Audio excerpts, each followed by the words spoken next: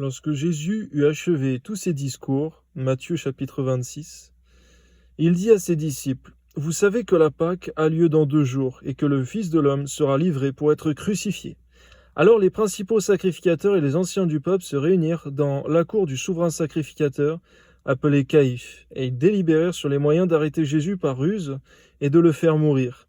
Mais ils dirent que ce ne soit pas pendant la fête, afin qu'il n'y ait pas de tumulte parmi le peuple. Comme Jésus était à Béthanie dans la maison de Simon le lépreux, une femme s'approcha de lui, tenant un vase d'albâtre qui renfermait un parfum de grand prix. Et pendant qu'il était à table, elle répandit le parfum sur sa tête. Les disciples, voyant cela, s'indignèrent et dirent « À quoi bon cette perte? On aurait pu vendre ce parfum très cher et en donner le prix aux pauvres. » Jésus, s'en étant aperçu, leur dit « Pourquoi faites-vous de la peine à cette femme? Elle a fait une bonne action à mon égard, car vous avez toujours des pauvres avec vous, mais vous ne m'avez pas toujours. » C'est vrai, on peut toujours faire ton œuvre, Seigneur, mais on doit aussi savoir passer du temps dans ta présence, Seigneur. On doit aussi, Seigneur, prendre soin de cela et savoir donner de notre meilleur, nous donner nous-mêmes en offrande, Seigneur mon Dieu, à toi, mais aussi savoir, Seigneur mon Dieu, donner de nos biens pour ton œuvre, exactement comme cette femme a fait. Amen.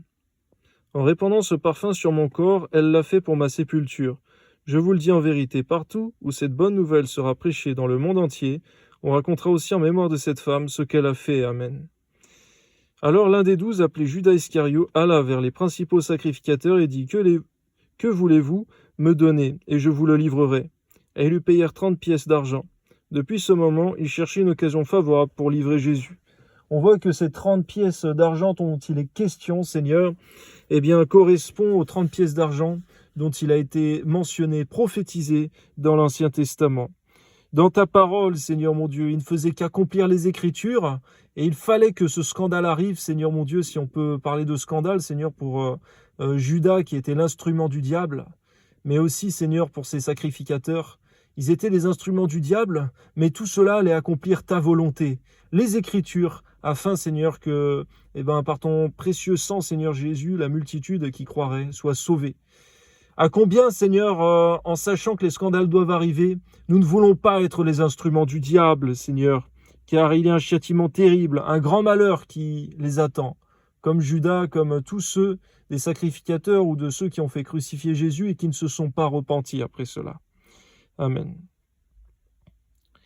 Le premier jour des pains sans levain, les disciples s'adressèrent à Jésus pour lui dire « Où veux-tu que nous te préparions la Pâque ?»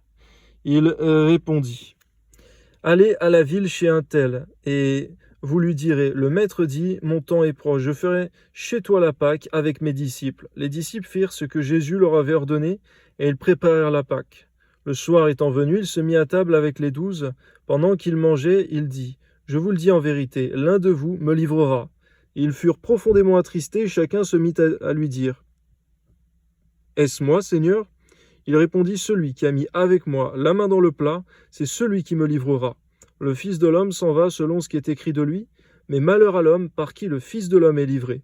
Mieux vaudrait pour cet homme qui ne fût pas né. » Judas, qui le livrait, prit la parole et dit, « Est-ce moi, Rabbi ?» Jésus lui répondit, « Tu l'as dit. » Pendant qu'il mangeait, Jésus prit du pain, et après avoir rendu grâce, il le rompit et le donna aux disciples en disant, « Prenez, mangez, ceci est mon corps. » Il prit ensuite une coupe, et après avoir rendu grâce, il la leur donna en disant, « Buvez-en tous, car ceci est mon sang, le sang de l'alliance qui est répandu pour plusieurs pour la rémission des péchés. Je vous le dis, je ne boirai plus désormais de ce fruit de la vigne, jusqu'au jour où j'en boirai du nouveau avec vous, dans le royaume de mon Père. » Après avoir chanté les cantiques, ils se rendirent à la montagne des Oliviers. Alors Jésus leur dit, « Je serai pour vous tous cette nuit une occasion de chute, car il est écrit, je frapperai le berger, et les brebis du troupeau seront dispersées. Mais après que je serai ressuscité, je vous précéderai en Galilée. » Pierre, prenant la parole, lui dit, « Quand tu serais pour tous une occasion de chute, tu ne le seras jamais pour moi. » Jésus lui dit, « Je te le dis en vérité, cette nuit même, avant que le coq chante, tu me renieras 3 fois. » Pierre lui répondit, « Quand il me faudrait mourir avec toi, je ne te renierai pas. » Et tous les disciples dirent la même chose. On voit, Seigneur, que ça revient exactement à ce qui s'est passé pour Judas, les sacrificateurs. Lorsque les Écritures doivent s'accomplir, elles s'accompliront quoi qu'il arrive, et certainement. Et ce n'est pas une parole déclarée, une bonne volonté qui arrêtera cela. Mais ce qui peut changer le cours des choses, c'est la prière, l'intercession, pour que les choses tournent en notre faveur, que nous soyons de ton côté, Seigneur, lorsque les événements dramatiques arriveront, ainsi que l'obéissance qui vaut mieux que les sacrifices. À toi soit toute la gloire, Seigneur. C'est vrai, les disciples ne pouvaient pas ne pas te renier, si cela était écrit, et surtout, Seigneur, si jamais cela allait se faire, il valait mieux passer du temps à intercéder à Gethsémane avec Jésus-Christ. Donne-nous d'avoir une vie d'intercession parce que Jésus, afin d'accomplir les Écritures, a souffert pour nous, mais aussi il a intercédé la veille, la nuit, à Gethsémane. Donne-nous d'avoir notre Gethsémane, notre temps de prière, de veille personnelle, et de ne pas négliger cela. Que cela soit pour nous une priorité, Seigneur. Une nécessité qui va au-dessus du sommeil en importance. Amen. Là-dessus, Jésus alla avec eux dans un lieu appelé Gethsémane, et il dit aux disciples, « Asseyez-vous ici pendant que je m'éloignerai pour prier. » Il prit avec lui Pierre et les 2 fils de Zébédée. Il commença à éprouver de la tristesse et des angoisses. Il leur dit alors, « Mon âme est triste jusqu'à la mort, restez ici, veillez avec moi. » Puis ayant fait quelques pas en avant, il se jeta sur sa face et pria ainsi, « Mon Père, s'il est possible que cette coupe s'éloigne de moi, toutefois, non pas ce que je veux, mais ce que tu veux. » Et il vint vers les disciples qu'il trouva endormis. Et il dit à Pierre, « Vous n'avez donc pu veiller 1 heure avec moi. Veillez, priez afin que vous ne tombiez pas en tentation. L'esprit est bien disposé, mais la chair est faible. » À combien, Seigneur, effectivement, tu sais à combien l'homme a besoin de prier, de veiller, afin de ne pas rentrer en tentation, car même lorsque l'esprit est bien disposé, la chair reste faible. Même lorsqu'on ne veut pas faire le mal au-dedans de nous, eh bien, si on ne veille pas sur sa vie de prière, de consécration, eh bien, le mal qu'on ne veut pas faire, on le fera quand même. Alors je te prie au nom de Jésus, Seigneur, de nous garder véritablement dans une vie de consécration, une vie de veille et de prière, une vie de jeûne et de sanctification, afin qu'au jour de l'épreuve, eh bien, nous soyons debout et non pas endormis dans l'assoupissement, là où il faudrait prier, veiller, car lors de l'épreuve, effectivement, nous devons nous trouver fidèles et justes devant toi, et victorieux, car tu as dit dans ta parole, dans l'Apocalypse, que c'est celui qui vaincra, qui héritera le royaume. Amen.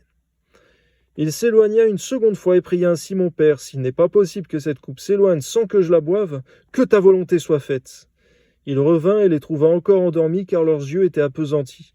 Et il les quitta et s'éloignant, il pria pour la 3e fois, répétant les mêmes paroles. Puis il alla vers ses disciples et leur dit, « Vous dormez maintenant et vous vous reposez. Voici, l'heure est venue, l'heure est proche, et le Fils de l'homme est livré aux mains des pécheurs. Levez-vous, allons, voici, celui qui me livre s'approche. » À combien, Seigneur, véritablement et de toute évidence, il est non seulement question de qualité dans la prière, dans la relation avec toi, mais aussi de quantité. On voit, Seigneur, que si on nous servait un grain de riz pour manger lorsque nous avons faim, eh bien, on ne serait pas rassasié. Il nous faudrait une bonne quantité, non seulement de la qualité. Que, eh bien, dans la prière, nous puissions mettre aussi la quantité que la qualité, Seigneur. Que nous puissions, Seigneur mon Dieu, prier suffisamment de temps. On voit qu'1 heure était largement, strictement le minimum que les disciples étaient censés passer. Eh bien, que nous puissions aussi prendre un niveau de quantité en plus de la qualité. À toi soit la gloire, Seigneur mon Dieu, nous devons ne pas être trouvés légers devant toi, spirituellement, ni devant l'ennemi de nos âmes, ni devant nos propres besoins. Amen. Comme il parlait encore, voici, Judas, l'un des 12, arriva avec lui, une foule nombreuse, armée d'épées et de bâtons, envoyée par les principaux sacrificateurs et par les anciens du peuple.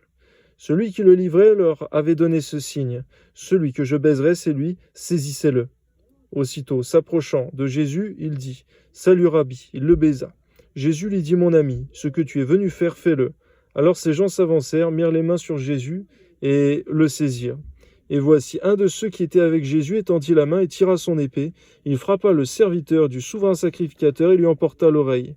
Alors Jésus lui dit, « Remets ton épée à sa place, car tous ceux qui prendront l'épée périront par l'épée. C'est un commandement que tu donnes aussi à ton peuple, Seigneur, de remettre à l'épée l'arme qui pourrait faire du mal à notre prochain à sa place. Car tous ceux, c'est vrai, Seigneur, qui voudront tuer, Seigneur, seront eux-mêmes tués. Comme il est écrit dans ta parole, Seigneur, ce n'est pas aux saints, ce n'est pas aux enfants de Dieu à donner la mort à qui que ce soit. Donne-nous de rester dans la persévérance à la piété. La persévérance, Seigneur mon Dieu, à la paix. Car tu es le prince de la paix, Seigneur Jésus, bien que tu reviendras un jour pour juger le monde, et ce ne sera pas le même temps. Toi soit la gloire, Seigneur, il est le temps, Seigneur, de lutter contre les forces du mal, les puissances ténébreuses dans ce combat spirituel, mais pas contre notre prochain. Amen. Penses-tu que je ne puisse pas invoquer mon Père qui me donnerait, à l'instant, plus de 12 légions d'anges? Comment donc s'accompliraient les Écritures d'après lesquelles il doit en être ainsi? C'est vrai, Seigneur, on peut manifester toute la puissance que tu donnes, Seigneur mon Dieu, si nous sommes consacrés et oints comme ton Fils Jésus. Mais cependant, il avait le souci d'accomplir les Écritures, que nous ayons nous-mêmes aussi le souci d'accomplir les Écritures et d'accomplir aussi ta volonté dans nos vies personnelles. Amen. En ce moment, Jésus dit à la foule, « Vous êtes venus, comme après, un brigand, avec des épées et des bâtons, pour vous emparer de moi. J'étais tous les jours assis parmi vous enseignant dans le temple, et vous ne m'avez pas saisi.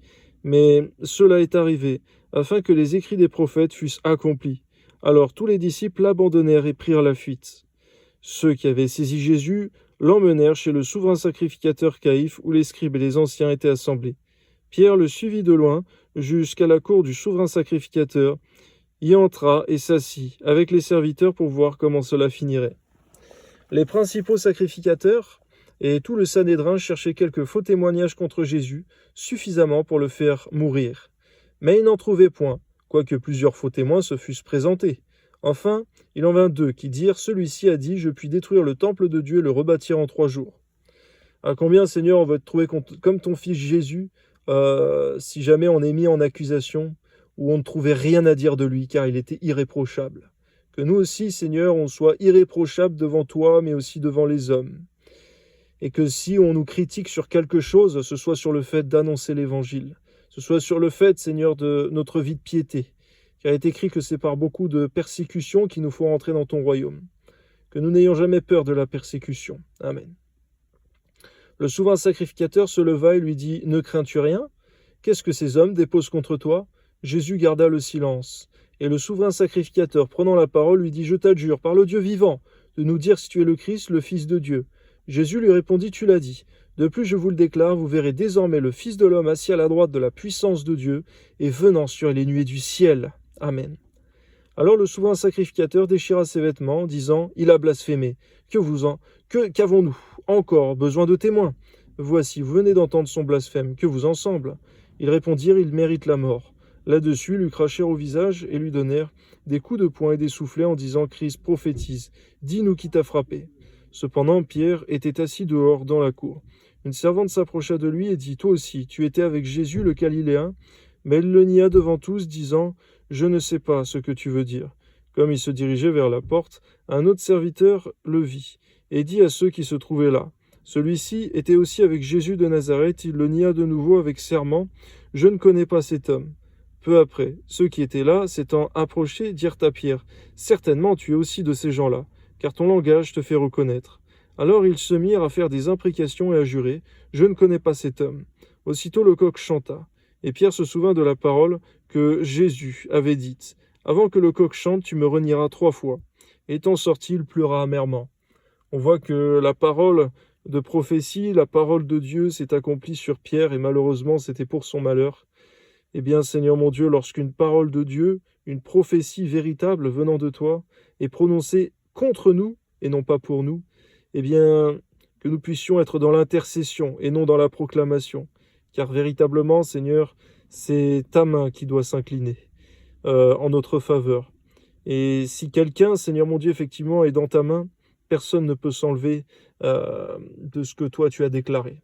Toi soit la gloire, Amen. Matthieu chapitre 27. Dès que le matin fut venu, tous les principaux sacrificateurs et les anciens du peuple tinrent conseil contre Jésus pour le faire mourir. Après l'avoir lié, ils l'emmenèrent et le livrèrent à Ponce Pilate, le gouverneur. Alors Judas, qui l'avait livré, voyant qu'il était condamné, se repentit et rapporta les 30 pièces d'argent aux principaux sacrificateurs et aux anciens, en disant « J'ai péché », en livrant le sang innocent. Ils répondirent « Que nous importe, cela te regarde. » Judas jeta les pièces d'argent dans le temple, se retira et alla se pendre. À combien, Seigneur, lorsque il y a la condamnation, lorsqu'il y a le jugement qui vient de toi, à combien, Seigneur, l'argent, l'or, n'a plus aucune valeur à nos yeux. Alors que tout cet or, cet argent, cette corruption avait de la valeur aux yeux de Judas avant que ne vienne ta condamnation. Garde-nous, Seigneur, d'aimer l'argent, l'or plus que les choses spirituelles, plus que les choses éternelles. Amen. Les principaux sacrificateurs les ramassèrent et dirent « Il n'est pas permis de les mettre dans le trésor sacré puisque c'est le prix du sang. » Et après en avoir délibéré, ils achetèrent avec cet argent le champ du potier pour la sépulture des étrangers. C'est pourquoi ce champ a été appelé « champ du sang » jusqu'à ce jour. Alors s'accomplit ce qui avait été annoncé par Jérémie le prophète. Ils ont pris les 30 pièces d'argent, la valeur de celui qui a été estimé. On a estimé de la part des enfants d'Israël et qui les ont donnés pour le champ du potier, comme le Seigneur me l'avait ordonné. À combien même ces détails, Seigneur, accomplissent les Écritures. Que ton nom soit béni. On voit cependant que Judas s'est pendu, Seigneur, que ça a été une fin terrible et tragique et éternelle pour lui.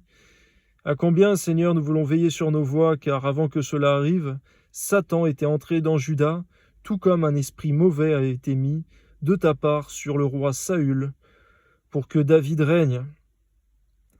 Et de la même manière, un esprit mauvais, et surtout Satan, est entré dans Juda pour que Jésus règne à jamais. Sois élevé. Amen. Jésus comparut devant le gouverneur. Le gouverneur l'interrogea en ces termes « Es-tu le roi des Juifs ?» Jésus lui répondit « Tu le dis ». Mais il ne répondit rien aux accusations des principaux sacrificateurs et des anciens. Alors Pilate lui dit « N'entends-tu pas de combien de choses il t'accuse ?» Et Jésus ne lui donna de réponse sur aucune parole, ce qui étonna beaucoup le gouverneur. À chaque fête, le gouverneur avait coutume de relâcher un prisonnier, celui que demandait la foule. Il avait alors un prisonnier fameux nommé Barabbas. Comme ils étaient assemblés, Pilate leur dit « Lequel voulez-vous que je vous relâche, Barabbas ou Jésus qu'on appelle Christ ?» Car ils savaient que c'était par envie qu'ils avaient livré Jésus. Pendant qu'il était assis sur le tribunal, sa femme lui fit dire « Qu'il n'y ait rien entre toi et ce juste, car aujourd'hui j'ai beaucoup souffert en songe à cause de lui. » Les principaux sacrificateurs et les anciens persuadèrent la foule de demander Barabbas et de faire périr Jésus.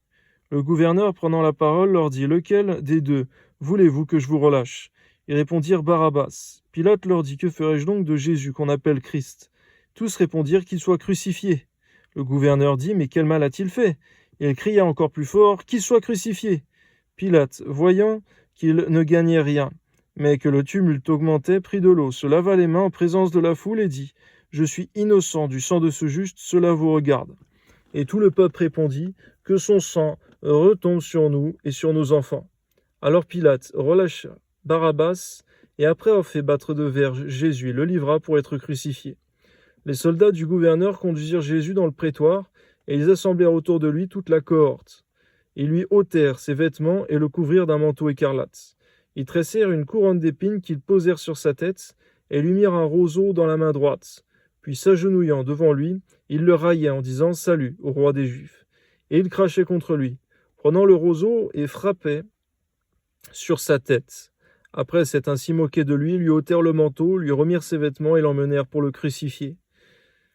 On voit pour eux également, Seigneur, qu'ils accomplissent les Écritures, mais c'est aussi pour leur condamnation, leur malheur, car peut-être ils ignoraient qu'ils outrageaient véritablement le Fils de Dieu, et qu'un jour ils seraient jugés pour cela en absence de repentance. Amen. Lorsqu'ils sortirent, ils rencontrèrent un homme de Cyrène appelé Simon, et ils le forcèrent à porter la croix de Jésus. Arrivés au lieu nommé Golgotha, ce qui signifie lieu du crâne, ils lui donnèrent à boire du vin mêlé de fiel.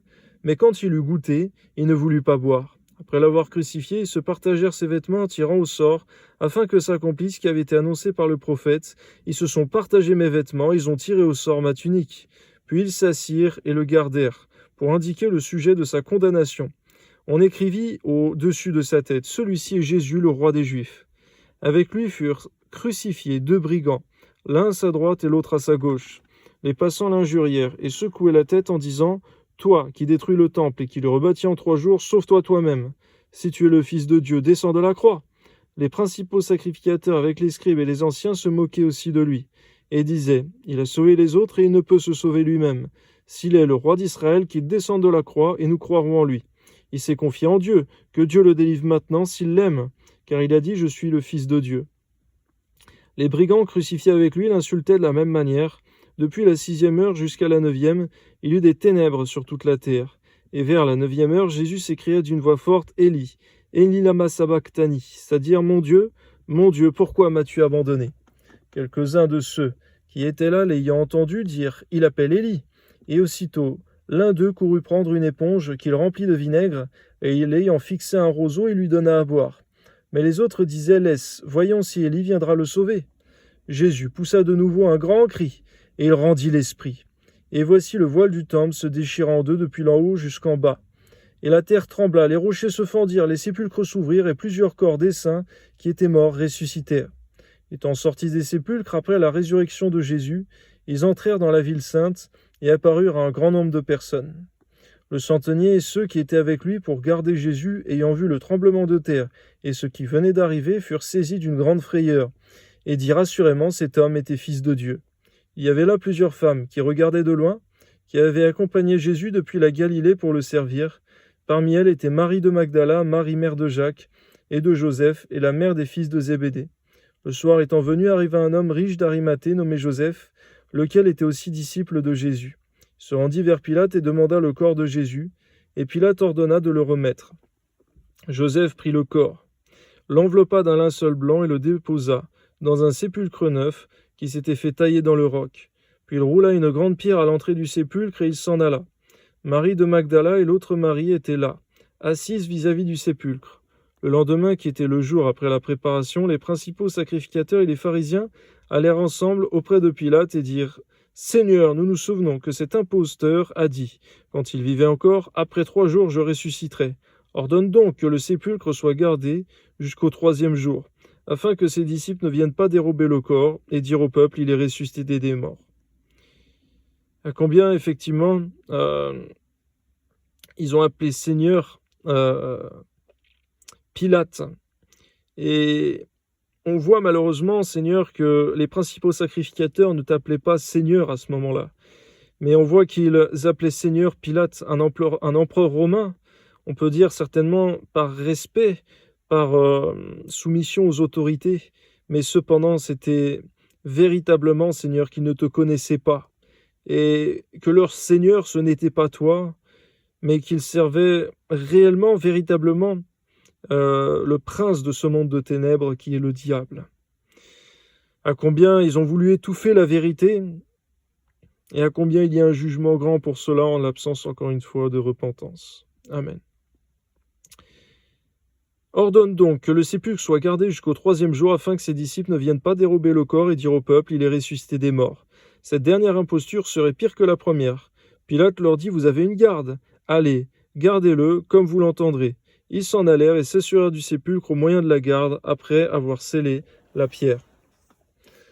Matthieu chapitre 28. Après le sabbat, à l'aube du 1er jour de la semaine, Marie de Magdala et l'autre Marie allèrent voir le sépulcre, et voici, il y eut un grand tremblement de terre, car un ange du Seigneur descendit du ciel, vint rouler la pierre et s'assit dessus. Son aspect était comme l'éclair, et son vêtement blanc comme la neige. Les gardes tremblèrent de peur et devinrent comme morts. Mais l'ange prit la parole et dit aux femmes, « Pour vous, ne craignez pas, car je sais que vous cherchez Jésus qui a été crucifié. Il n'est point ici, il est ressuscité, comme il l'avait dit. Venez et voyez le lieu où il était couché, et allez promptement dire à ses disciples qu'il est ressuscité des morts. Et voici, il vous précède en Galilée, c'est là que vous le verrez, voici, je vous l'ai dit. » Elles s'éloignèrent promptement du sépulcre avec crainte et avec une grande joie. Et elles coururent porter la nouvelle aux disciples, mais comme elles allaient pour l'annoncer à ses disciples, Jésus vint à leur rencontre et dit « Je vous salue ». Elles s'approchèrent pour saisir ses pieds, et elles se prosternèrent devant lui.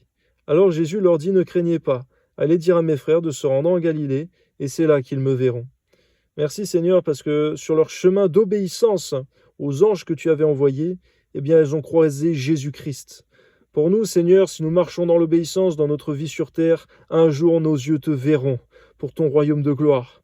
Et même sur terre, tu peux te manifester à nous véritablement, Seigneur. À toi soit la gloire. Amen.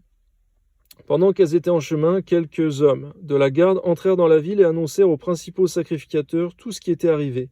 Ceux-ci, après s'être assemblés avec les anciens, après avoir tenu conseil, donnèrent aux soldats une forte somme d'argent, disant « Dites, ces disciples sont venus de nuit le dérober, pendant que nous dormions. Et si le gouverneur l'apprend, nous l'apaiserons, et nous vous tirerons de peine. » Les soldats prirent l'argent et suivirent les instructions qui leur furent données, et ce bruit s'est répandu parmi les Juifs jusqu'à ce jour. On voit, Seigneur, que les Juifs ont été tenus dans le mensonge de ce qui s'était réellement passé, On voit que les Juifs ont été enfermés dans le mensonge, dans les ténèbres malheureusement, car beaucoup ont commis le péché impardonnable d'avoir blasphémé contre le Saint-Esprit en disant que Jésus faisait des miracles par le diable. À combien, Seigneur, il y avait un jugement terrible que toi tu avais prononcé, Seigneur, sur tous ces Juifs, et le voile a été mis sur leurs yeux pour ne pas qu'ils voient que Jésus-Christ était le Messie que eux-mêmes attendaient pour leur salut et leur délivrance. À toi soit la gloire, garde-nous, Seigneur mon Dieu, effectivement, de rejeter ceux que tu envoies pour nous-mêmes, en accomplissement des Écritures. Amen. Les 11 disciples allèrent en Galilée sur la montagne que Jésus leur avait désignée. Quand ils le virent, ils l'adorèrent, mais quelques-uns eurent des doutes. Jésus s'étant approché leur parla ainsi: « Tout pouvoir m'a été donné dans le ciel et sur la terre.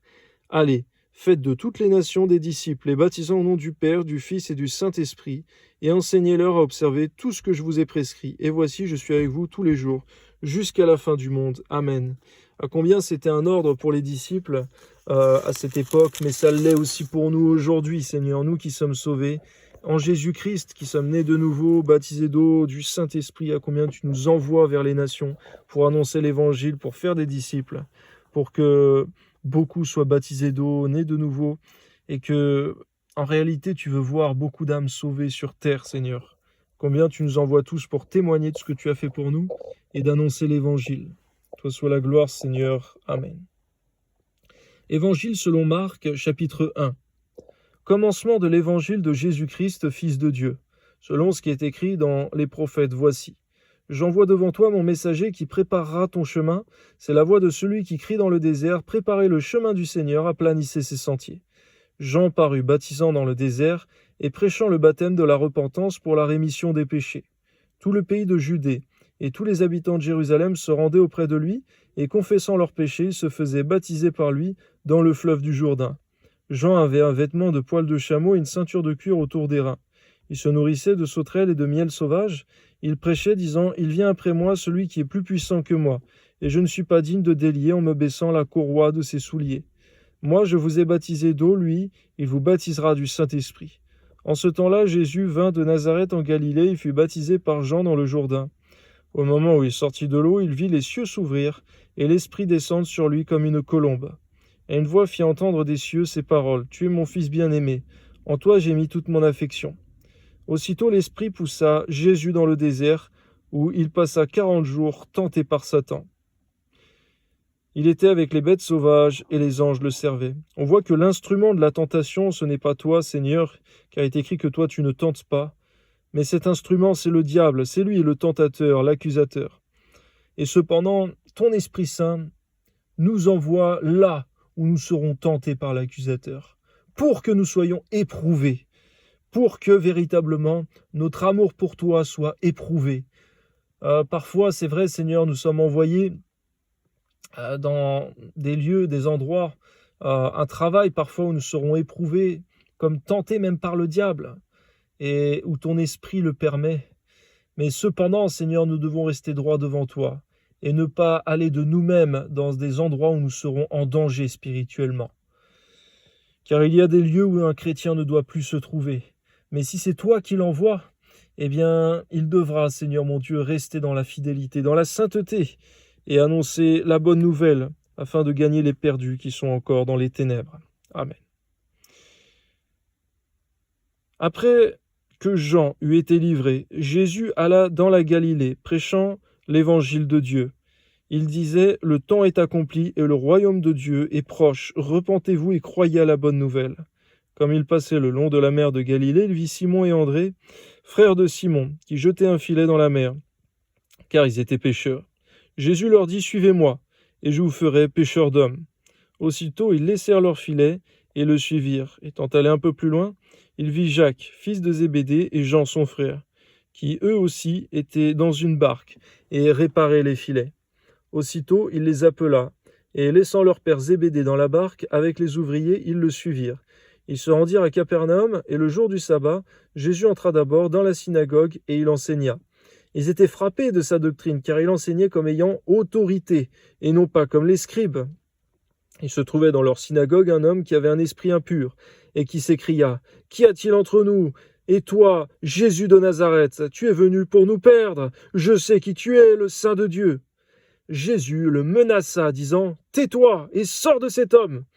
Et l'esprit impur sortit de cet homme, en l'agitant avec violence et en poussant un grand cri. Tous furent saisis de stupéfaction, de sorte qu'ils se demandaient les uns aux autres « Qu'est-ce que ceci? Une nouvelle doctrine ?» Il commande avec autorité même aux esprits impurs, et ils lui obéissent. Et sa renommée se répandit aussitôt dans tous les lieux environnants de la Galilée. Au passage, on peut voir que dans l'Ancien Testament, il y a 2 miracles que nous n'avons jamais vus.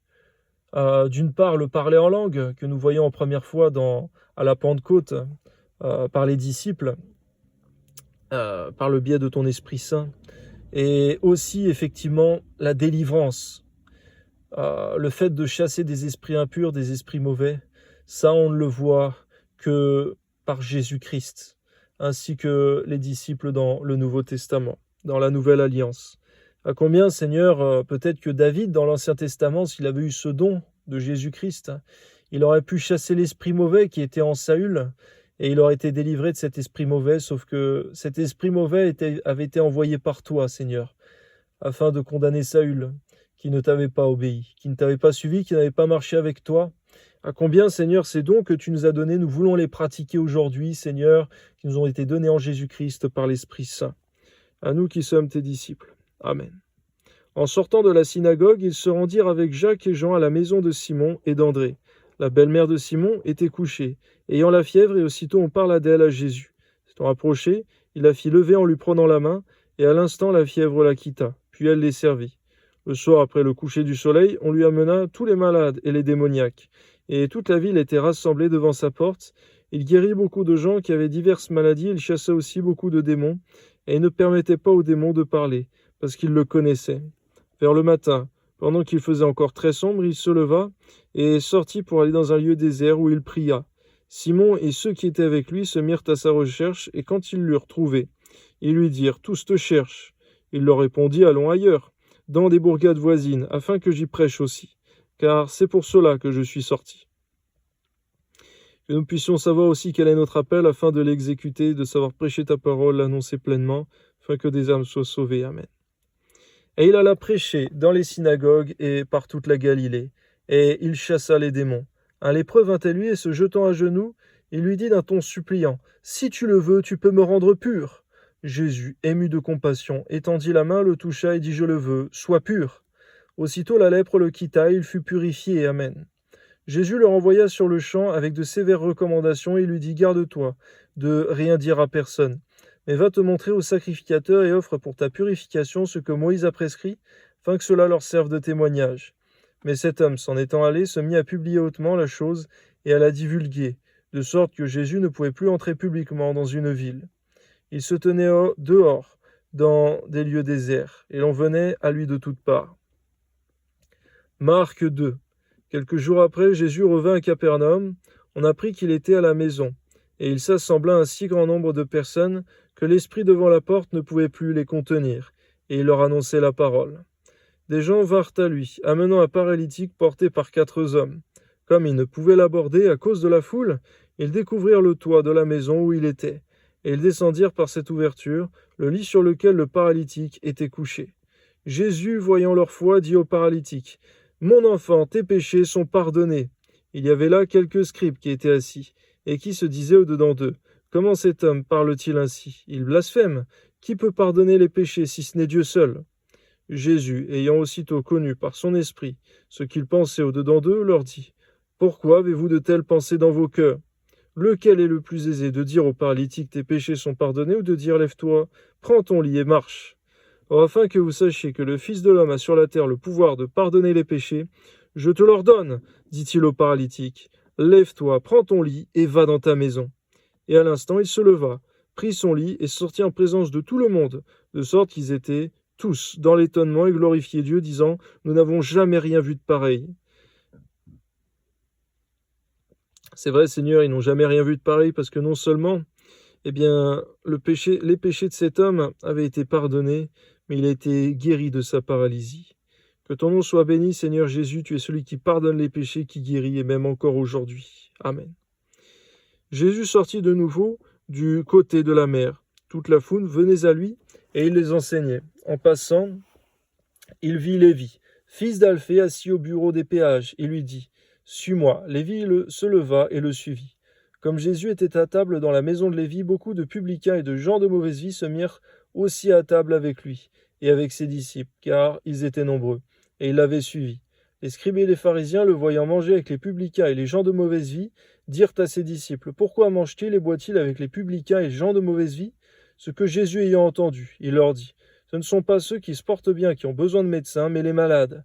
Je suis venu appeler à la repentance non des justes, mais les pécheurs. » Toi de la gloire, Seigneur, et pour que tu amènes à la repentance et que tu pardonnes, il faut déjà se déclarer soi-même pécheur devant toi, Seigneur, et reconnaître ses péchés et te demander pardon, mais aussi s'en détourner. Toi soit la gloire, Seigneur, au nom de Jésus. Merci parce que tu pardonnes les péchés. Combien c'est le plus grand besoin de l'homme, même au-dessus encore de la guérison physique. Amen. Les disciples de Jean et les pharisiens jeûnaient. Ils vinrent dire à Jésus, « Pourquoi les disciples de Jean et ceux des pharisiens jeûnent-ils, tandis que tes disciples ne jeûnent point ?» Jésus leur répondit, « Les amis de l'époux peuvent-ils jeûner pendant que l'époux est avec eux? Aussi longtemps qu'ils sont avec eux, l'époux, ils ne peuvent jeûner. Les jours viendront où l'époux leur sera enlevé, et alors ils jeûneront en ce jour-là.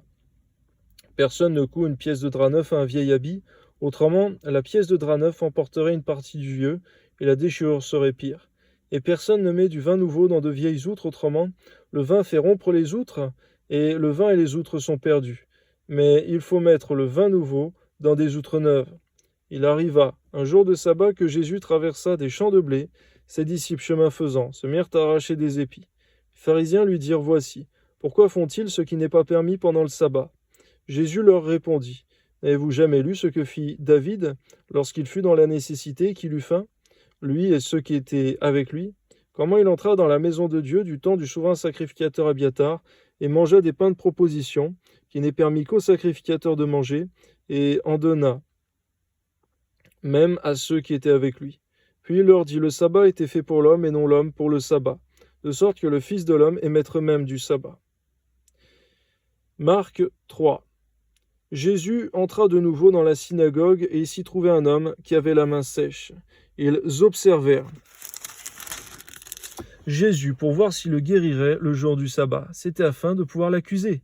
Et Jésus dit à l'homme qui avait la main sèche, « Lève-toi, là, au milieu. » Puis il leur dit, « Est-il permis, le jour du sabbat, de faire du bien ou de faire du mal, de sauver une personne ou de la tuer ?»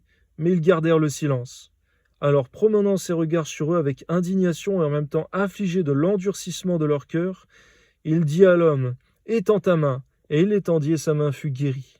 À combien on peut voir les pharisiens, Seigneur mon Dieu, qui étaient ces religieux endurcis de cœur de l'époque, qui s'étaient accrochés sur des versets de la Torah, mais sans comprendre aucunement la pensée de Dieu, sans comprendre aucunement l'objectif de Dieu. À toi soit la gloire parce que tu es celui, par ton esprit, par le discernement qui donne l'intelligence des Écritures. À toi soit toute la gloire. Aide-nous, Seigneur, non seulement à appliquer les Écritures, mais aussi à te connaître personnellement, intimement, toi le roi des rois. Toi soit la gloire, Seigneur. Amen. Les pharisiens sortirent et aussitôt ils se consultèrent avec les Hérodiens sur les moyens de le faire périr. Jésus se retira vers la mer avec ses disciples. Une grande multitude le suivit de la Galilée et de la Judée et de Jérusalem et de l'Idumée et d'au-delà du Jourdain et des environs de Tyr et de Sidon. Une grande multitude, apprenant tout ce qu'il faisait, vint à lui. Il chargea ses disciples de tenir toujours à sa disposition une petite barque, afin de ne pas être pressés par la foule. Car comme il guérissait beaucoup de gens, tous ceux qui avaient des maladies se jetaient sur lui pour le toucher. Les esprits impurs, quand ils le voyaient, se prosternaient devant lui et s'écriaient « Tu es le Fils de Dieu !» Mais il leur recommandait très sévèrement de ne pas le faire connaître. Merci Seigneur, parce que même lorsque des choses se manifestent, des voix se manifestent, et même lorsque les démons reconnaissent que tu es le Fils de Dieu, à combien, Seigneur, ton souci, c'était que l'œuvre de Dieu se fasse au mieux, et non pas seulement, Seigneur, que le nom de Jésus soit élevé. À ce moment-là déjà, Seigneur, ton souci était de gagner un grand nombre d'âmes et de pouvoir effectuer correctement ton ministère, Seigneur. Tu ne montrais aucun orgueil, aucune prétention, mais une grande humilité et un grand désir de sauver les âmes. Amen. Il monta ensuite sur la montagne, il appela ceux qu'il voulut, et ils vinrent auprès de lui. Il en établit 12 pour les avoir avec lui, et pour les envoyer prêcher avec le pouvoir de chasser les démons. Voici les 12 qu'il établit: Simon, qui nomma Pierre, Jacques, fils de Zébédée, et Jean, frère de Jacques, auquel il donna le nom de Boanerges, qui signifie fils du tonnerre. André, Philippe, Barthélemy, Matthieu, Thomas, Jacques, fils d'Alphée, Thaddée, Simon le Cananite, et Judas Iscario, celui qui livra Jésus. Ils se rendirent à la maison, et la foule s'assembla de nouveau en sorte qu'ils ne pouvaient pas même prendre leur repas. Les parents de Jésus, ayant appris ce qui se passait, vinrent pour se saisir de lui, car ils disaient: il est hors de sens. Et les scribes qui étaient descendus de Jérusalem dirent: il est possédé de Belzébul. C'est par le prince des démons qu'il chasse les démons. Jésus les appela et leur dit sous forme de parabole: comment Satan peut-il chasser Satan? Si un royaume est divisé contre lui-même, ce royaume ne peut subsister. Et si une maison est divisée contre elle-même, cette maison ne peut subsister. Si donc Satan se révolte contre lui-même, il est divisé, il ne peut subsister. Mais c'en est fait de lui. Personne ne peut entrer dans la maison d'un homme fort et piller ses biens sans avoir auparavant lié cet homme fort. Alors il pillera sa maison. Je vous le dis en vérité, tous les péchés seront pardonnés aux fils des hommes, et les blasphèmes qu'ils auront proférés. Mais quiconque blasphémera contre le Saint-Esprit n'obtiendra jamais de pardon. Il sera sujet à une condamnation éternelle. Jésus parla ainsi parce qu'il disait: il est possédé d'un esprit impur. À combien, Seigneur, on ne doit pas s'amuser avec ce péché? À combien nul homme, croyant ou païen, ne doit s'amuser avec ce péché? Il ne doit jamais être pris à la légère, Seigneur, parce que véritablement, lorsqu'un païen peut pécher contre l'Esprit Saint, tu es capable, Seigneur, d'endurcir son cœur afin qu'il ne se convertisse jamais et qu'il paye pour chacun de ses péchés. Et même un croyant doit faire très attention, effectivement, à jamais commettre ce péché, Seigneur, mais à toujours marcher comme sur des œufs en étant vigilant dans toutes ses paroles. À toi soit la gloire, Seigneur mon Dieu, ainsi que soit que nous parlions, soit que nous jugions, que ce soit toujours selon ta parole et par ton Esprit Saint, et non par nos propres sentiments, car nous pouvons nous tromper, tandis que toi, tu ne te trompes jamais. Toi soit la gloire, Seigneur, Amen. Survinrent sa mère et ses frères qui, se tenant dehors, l'envoyèrent appeler. La foule était assise autour de lui, et on lui dit: voici, ta mère et tes frères sont dehors et te demandent. Et il répondit: qui est ma mère et qui sont mes frères? Puis jetant les regards sur ceux qui étaient assis tout autour de lui, voici, dit-il, ma mère et mes frères, car quiconque fait la volonté de Dieu, celui-là est mon frère, ma sœur et ma mère. À combien, effectivement, Seigneur, le lien familial passe toujours après le lien spirituel, même si on ne doit jamais négliger la famille. À combien, Seigneur, tu considéreras d'abord ceux qui font l'œuvre de Dieu, la volonté de Dieu, tu les considéreras avant ceux qui sont d'un lien familial, Seigneur mon Dieu, les uns envers les autres. À combien, Seigneur, nous voulons faire ta volonté, et à combien le lien en Christ est plus fort que celui du sang. C'est ce que nous dit ta parole, et il est véritable. Mais cependant que personne ne néglige sa propre famille. Amen. Marc 4. Jésus se mit de nouveau à enseigner au bord de la mer. Une grande foule s'étant assemblée auprès de lui, il monta et s'assit dans une barque sur la mer. Toute la foule était à terre sur le rivage, il leur enseignait beaucoup de choses en paraboles, et il leur dit dans son enseignement: écoutez, un semeur sortit pour semer, comme il semait, une partie de la semence tomba le long du chemin. Les oiseaux vinrent et la mangèrent. Une autre partie tomba dans un endroit pierreux où elle n'avait pas beaucoup de terre. Elle leva aussitôt parce qu'elle ne trouva pas un sol profond. Mais quand le soleil parut, elle fut brûlée et sécha faute de racines. Une autre partie tomba parmi les épines montèrent et l'étouffèrent, et elle ne donna point de fruits. Une autre partie tomba dans la bonne terre, et elle donna du fruit, qui montait et croissait, et elle rapporta 30, 60 et 100 pour un. Puis il dit que celui qui a des oreilles pour entendre, entende. Lorsqu'il fut en particulier, ceux qui l'entouraient avec les 12 l'interrogèrent sur les paraboles. Il leur dit: c'est à vous qu'a été donné le mystère du royaume de Dieu, mais pour ceux qui sont dehors, tout se passe en parabole, afin qu'en voyant, ils ne voient et ne s'aperçoivent point, et qu'en entendant, ils n'entendent et ne comprennent point, de peur qu'ils ne se convertissent et que les péchés ne leur soient pardonnés. On voit par cela même, Seigneur mon Dieu, que bien que ton désir soit que tous les hommes soient sauvés, eh bien qu'il y a aussi des personnes que tu endurcis, à qui tu ne donnes pas la compréhension des Écritures, Seigneur, et que même tu condamnes. Car il est écrit, Seigneur, dans ta parole, qui pourra juger la volonté de Dieu, Seigneur, parce que tu es le potier et tu peux, avec la même masse, tu peux créer, former un vase pour la perdition, un vase pour le salut, pour la miséricorde. À combien, Seigneur mon Dieu, nul homme sur terre ne peut critiquer tes jugements, car ils sont insondables, tes voies, car elles sont parfaites. Et parfois même, il nous faut des années, des décennies pour comprendre tes voies, qui étaient justes dès le commencement. Toi soit la gloire, même Job, l'homme le plus juste sur terre, ne pouvait pas même contester avec toi. Il n'y a personne qui soit juste comme tu es juste. Il n'y a personne qui soit saint comme tu es saint. Donne-nous de te ressembler davantage, Seigneur, d'être comme des petits-enfants, Seigneur, qui écoutent leur maître, afin, Seigneur mon Dieu, de mieux ressembler. Car il est écrit que tout disciple accompli est semblable à son maître. Toi soit la gloire, Seigneur, au nom de Jésus. Amen. Il leur dit encore, vous ne comprenez pas cette parabole? Comment comprendrez donc, vous, toutes les paraboles? Le semeur sème la parole, les uns sont le long du chemin où la parole est semée. Quand ils l'ont entendue, aussitôt Satan vient et enlève la parole qui a été semée en eux. Les autres, pareillement, reçoivent la semence dans les endroits pierreux. Quand ils entendent la parole, ils la reçoivent d'abord avec joie, mais ils n'ont pas de racine en eux-mêmes. Ils manquent de persistance, et après que survient une tribulation, une persécution à cause de la parole, il s'y trouve une occasion de chute. À combien ce n'est pas à celui qui annonce l'évangile de culpabiliser si l'autre ne croit pas ou n'a pas persévéré, mais à combien, Seigneur mon Dieu, le diable entre en action dans les cœurs également. Donne-nous de veiller sur nos propres cœurs, Seigneur, afin que, même s'il y pousse de l'ivraie, nous puissions arracher cela, Seigneur. Que jamais les semences du diable ne puissent dominer sur ta parole dans nos cœurs. Que nous puissions nous immerger de la parole de Dieu en la lisant, la méditant chaque jour, tous les jours, abondamment. Car le diable voudra semer dans nos cœurs, mais que ta parole abonde toujours plus que les semences du diable. Car véritablement, tu as dit que si un démon a été chassé d'un corps, lorsqu'il n'y a pas persistance, persévérance, si tu ne viens pas remplir cette maison, ce corps, véritablement, ce seront les démons qui reviendront, cette fois plus méchants, cette fois plus nombreux. La condition de cet homme, pire qu'au début.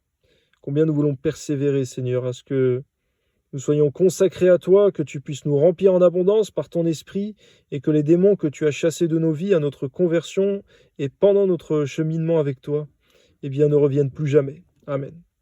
D'autres reçoivent la semence parmi les épines, ce sont ceux qui entendent la parole, mais en qui les soucis du siècle, la séduction des richesses et l'invasion des autres convoitises étouffent la parole et la rendent infructueuse. D'autres reçoivent la semence dans la bonne terre. Ce sont ceux qui entendent la parole, la reçoivent et portent du fruit, 30, 60 et 100 pour un. Amen. Que nous puissions non seulement recevoir ta parole, la lire abondamment, mais porter du fruit pour ta parole. Amen. Il leur dit encore, apporte-t-on la lampe pour la mettre sous le boisseau ou sous le lit, n'est-ce pas pour la mettre sur le chandelier? Car il n'est rien de caché qui ne doive être découvert, ni rien de secret qui ne doive être mis au jour. Si quelqu'un a des oreilles pour entendre, qu'il entende. Il leur dit encore, prenez garde à ce que vous entendez. On vous mesurera avec la mesure dont vous serez servi, et on y ajoutera pour vous. Car on donnera à celui qui a, mais à celui qui n'a pas, on ôtera même ce qu'il a. Il dit encore, il en est du royaume de Dieu, comme quand un homme jette de la semence en terre. Qu'il dorme ou qu'il veille, nuit et jour, la semence germe et croît, sans qu'il sache comment. La terre produit d'elle-même d'abord l'herbe, puis l'épi, puis le grain tout formé dans l'épi. Et dès que le fruit est mûr, on y met la faucille, car la moisson est là. Il dit encore, à quoi comparerons-nous le royaume de Dieu, ou par quelle parabole le représenterons-nous? Il est semblable à un grain de sénévé, qui, lorsqu'on le sème en terre, est la plus petite de toutes les semences qui sont sur la terre. Mais lorsqu'il a été semé, il monte, devient plus grand que tous les légumes et pousse de grandes branches, en sorte que les oiseaux du ciel peuvent habiter sous son ombre. C'est par beaucoup de paraboles de ce genre qu'il leur annonçait la parole, selon qu'ils étaient capables de l'entendre. Il ne leur parlait point sans parabole, mais en particulier, il expliquait tout à tes disciples. Aujourd'hui, Jésus, même si tu n'es plus sur terre, tu es à la droite du Père, et tu es ressuscité des morts, tu es vivant et tu reviendras. Et cependant, c'est à l'Esprit Saint en personne que tu as relayé cette œuvre de nous expliquer la parole, les Écritures, les paraboles. Aujourd'hui, lorsque nous lisons ta parole, c'est ton Esprit Saint en personne qui nous explique ta parole, qui nous l'enseigne. Tu as permis aussi des enseignants, des pasteurs et autres pour véritablement enseigner à tes enfants. Mais véritablement, c'est ton Esprit Saint qui a ce rôle premier. Amen. Ce même jour, sur le toit, Jésus leur dit, passons, sur le soir, pardon. Jésus leur dit, passons à l'autre bord. Après avoir envoyé la foule, ils l'emmenèrent dans la barque où il se trouvait. Il y avait aussi d'autres barques avec lui. Il se leva un grand tourbillon, et les flots se jetaient dans la barque, au point qu'elle se remplissait déjà.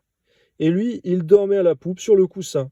Ils le réveillèrent et lui dirent, Maître, ne t'inquiètes-tu pas de ce que nous périssons? S'étant réveillé, il menaça le vent, et il dit à la mer, Silence, tais-toi. Et le vent cessa, et il y eut un grand calme. Puis il leur dit, Pourquoi avez-vous ainsi peur? Pourquoi n'avez-vous point de foi?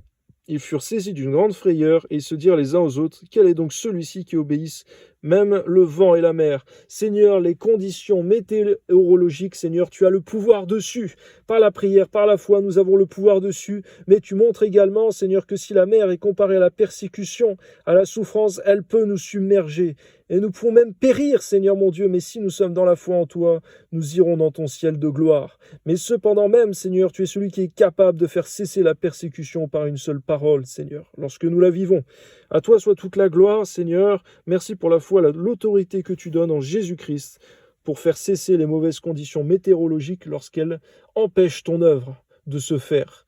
Et que cette condition météorologique a été suscitée par le diable, qui lui aussi a des pouvoirs très grands. Cependant, ton esprit a le dernier mot, ta parole a le dernier mot.